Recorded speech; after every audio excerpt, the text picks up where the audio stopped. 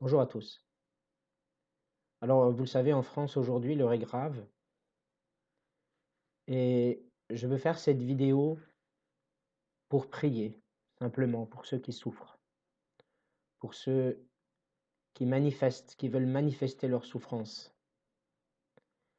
Je veux prier pour toutes les injustices qui arrivent en ce moment dans ce mouvement où tout est mélangé, tout le monde est mis dans le même sac. Les manifestants qui sont sincères et les casseurs. Où bientôt on instrumentalise le terrorisme contre les gilets jaunes, où réellement on n'est pas entendu finalement dans nos souffrances diverses et variées.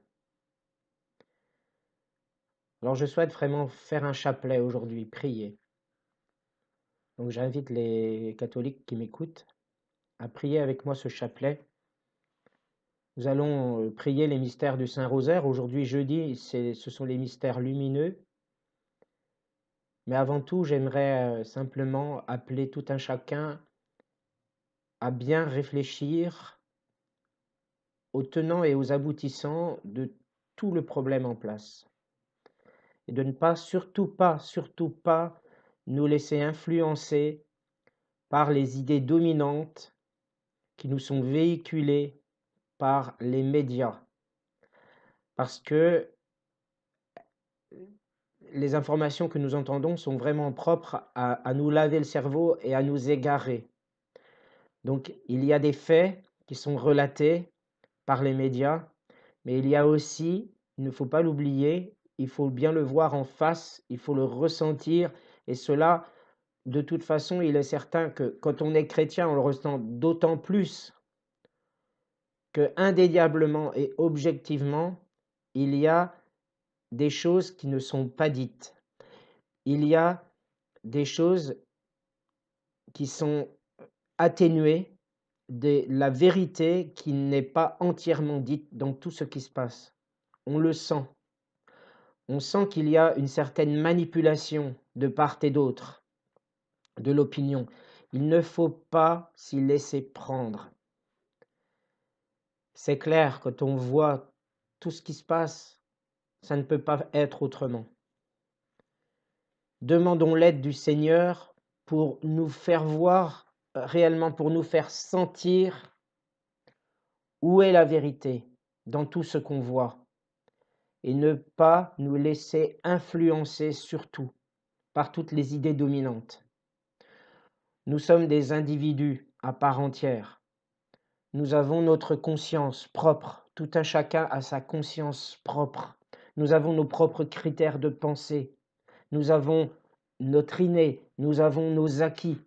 Tout le monde est différent. Il est hors de question, bien sûr, de nous laisser entraîner vers un modèle unique de pensée. Nous pouvons tous nous regarder dans une glace, être fiers de nous si nous observons la parole du Seigneur, si nous sommes aimants les uns envers les autres, si nous savons aimer, respecter. Nous pouvons avoir des idées politiquement incorrectes, mais tout en étant humains. Surtout, ne nous laissons pas prendre, ne nous laissons pas prendre à ces jeux-là qui circulent, qui ressortissent de l'humanisme athée que l'on nous impose. Donc voilà, je ne veux pas faire de prosélytisme ni être complotiste, mais simplement dans les quelques mots que j'ai dit, j'aimerais simplement que se développent réellement des idées une prise de conscience réelle et que l'on cherche à voir vraiment au-delà, au-delà de ce qui est apparent. Que l'on sache se laisser guider par nos intuitions, que nous nous laissions pas, que nous ne combattions pas nos intuitions, qui sont orientées vers le bien, vers le bien, vers l'amour d'amitié envers les autres. Ce matin, j'ai pleuré en voyant une vidéo où vraiment qui reflète réellement la désespérance, parce que là, c'est un désespoir matériel, mais au-delà de ça, il y a aussi de la désespérance. Les gens ne croient plus. Si les gens sont si désespérés, sont si malheureux, les gens ne croient plus. Je ne parle pas des casseurs, je ne parle pas des gens qui viennent pour casser, pour casser du flic ou pour casser des voitures ou pour casser des magasins. Je ne parle pas de ça. Je parle du ras-le-bol des gens. Donc, ne nous laissons pas prendre. Ne nous laissons pas prendre par pitié. Sachons aussi trouver des moyens de ne plus de manifester plus pacifiquement, par exemple en s'abstenant à la consommation. Moi, je le fais. C'est très important. Je le fais déjà parce que j'ai pas le choix, mais aussi parce que je me freine considérablement dans les dépenses. Mais je le ferais aussi même si j'avais le choix.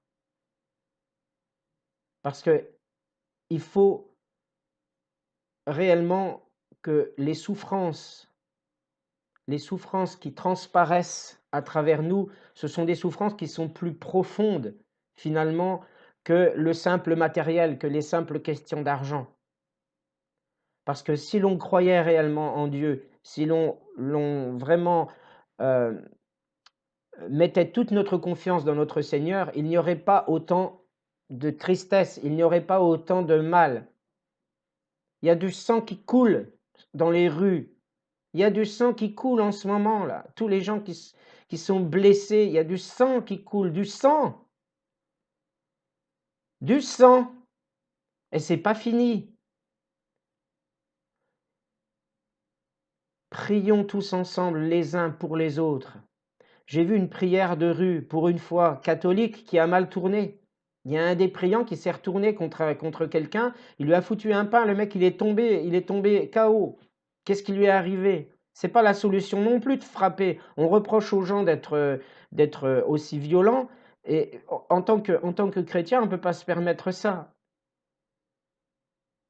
C'est pas possible. On ne peut pas.